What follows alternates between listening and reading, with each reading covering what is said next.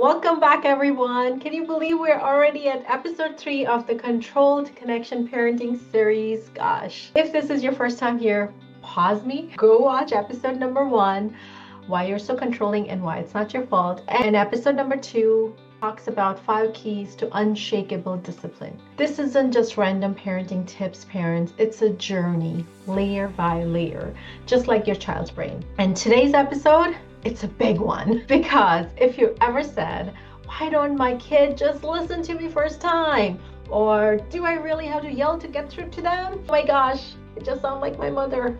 And I swore I wouldn't. Then this one is just for you, because today we're talking about boundaries without battles. It's possible, yes. Let me tell you, the other night my son came out of his room. It was time to sleep. He begged, just 10 more minutes, please. I'm not even tired. Inside me, there were 2 voices started arguing. One voice said, don't give in, Jahanvi, be firm, or he will walk all over you. The other one whispered, don't be so rigid. He's just a kid. Don't be mean. Do you know that feeling? Do you know those 2 voices? A tug of war inside of us. And what happens when those voices wrestle? We either explode or we collapse. Here's the science. When we are stressed, our brain flips into survival mode. The thinking part of the brain, the calm decision maker, shuts down. And suddenly our boundaries swing too harsh or too loose. But here's the truth. Boundaries are not about control. They're about safety. Think of a fence around a playground. The fence doesn't stop the play. It actually frees it. Kids know where the edge is. Boundaries are so crucial in parenting especially. I want to give you an amazing analogy that I've come up with, the parenting seesaw. Picture a playground seesaw. Parenting works the same way. I'll explain. The one side, firmness, the rules, the routines, the limits.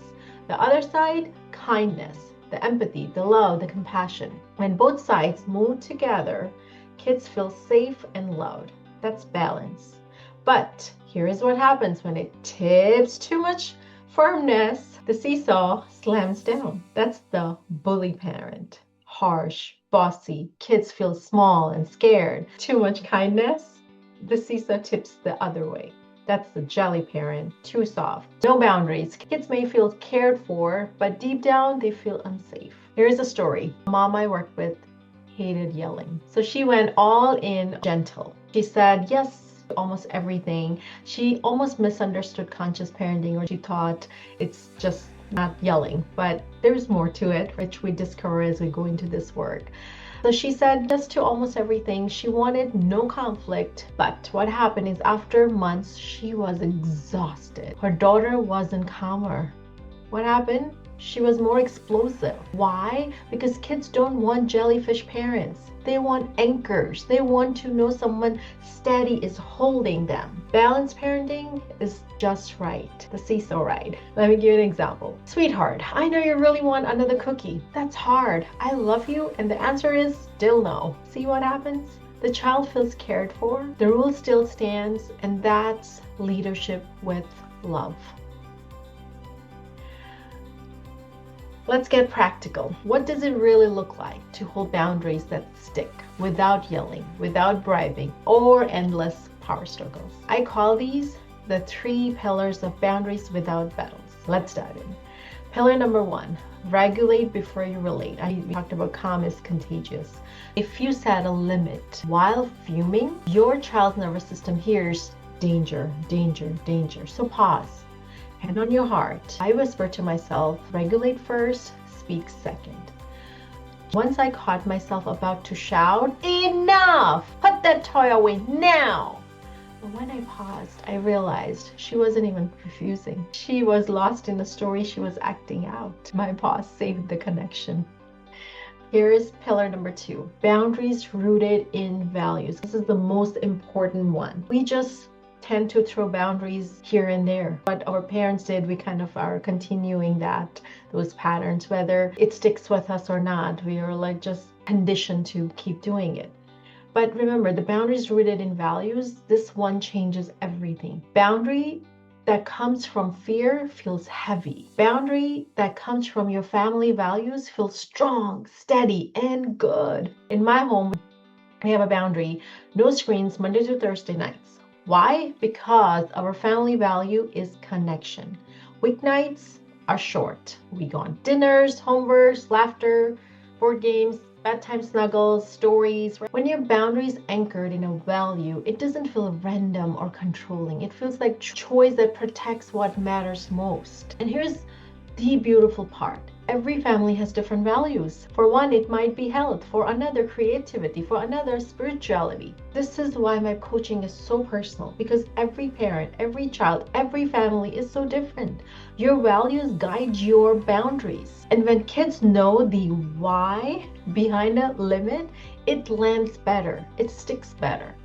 They may not like it in the moment, but deep down they trust it. You're going to gain more cooperation with that. Here's pillar number 3. Consistency creates trust. So boundaries don't work as one-time events. They work through repetition. Think of brushing teeth. If you let it slide every other night, the habit never wires in. But when it's steady, no bargaining, no backing down, it becomes routine. Mom once told me, when I calmly held the bedtime routine every night, without endless negotiation, my daughter finally stopped testing. She believed in me. That's the power of consistency. That's how trust is built. Gentle parenting isn't about avoiding upset. Please know that. It's so misunderstood. It's about creating safe containers where kids grow resilience. I like to think of it as a tunnel of big feelings. Your child wants a cookie. You say no. At first, they stomp, they cry, they argue.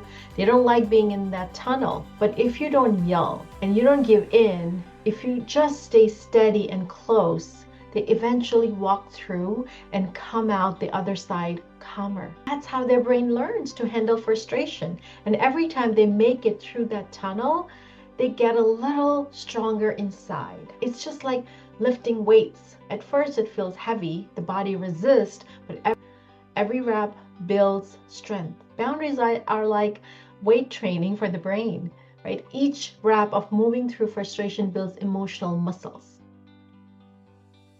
Let me give you an example. One mom told me her son wanted to wear flip-flops in the middle of the winter. She said, "I love that you want to choose your shoes and it's freezing out, so boots it is." Meltdown, but she stayed calm, stayed close, and didn't change the limit. 5 minutes later, he stumped into his boots. By the time they got to the car, he was chatting about his Lego set again. That's the tunnel. Messy on the way, calm on the way out, and stronger every single time. But here is where I feel parents are making mistakes. It's the firm and kind boundaries. So you want to empathize that, hey, I know, sweetheart, you want that cookie. Cookies taste amazing. I would like one too. And no cookie. You're not walking away from that situation. You're holding it. You are staying with their big feelings, and as they're coming out of it, you're staying with them by their side so they remain feeling safe. But when we walk away and we say, hey, go to your room and you're not going to talk to me till you don't calm down, or whatever we say, right? That's not setting boundaries firmly and kindly. Here is the deeper truth. We don't parent from who we wish we were. We parent from the patterns wired into us as kids. And that's why sometimes you open your mouth and suddenly you hear your mom or dad's voice. But every time you pause instead of yell, every time you hold a boundary instead of collapsing, you're not just parenting your child, you're reparenting yourself. And that's generational healing. That's the gift you're not just giving to yourself, but you're giving it to your kiddos as well. But today we learned boundaries aren't control, they're safety. Firmness plus kindness equals balance. Regulate before you relate. Anchor your boundaries in your family values. Consistency creates trust, and the tunnel of big feelings, that's how kids grow resilience. So remember that. Next week, episode 4, Meltdown Decoder. What your child's big feelings are really trying to tell you. Before you go, don't forget to download your free Emotional Intelligence Parenting Starter Guide and join the waitlist for the Alive Coaching Experience. Waitlisters get early bird pricing and bonuses you don't want to miss. Parenting isn't about control. It's about connection. And you, my friend, are already on that path. I'm so honored to walk it with you. Lots of love. See you next week.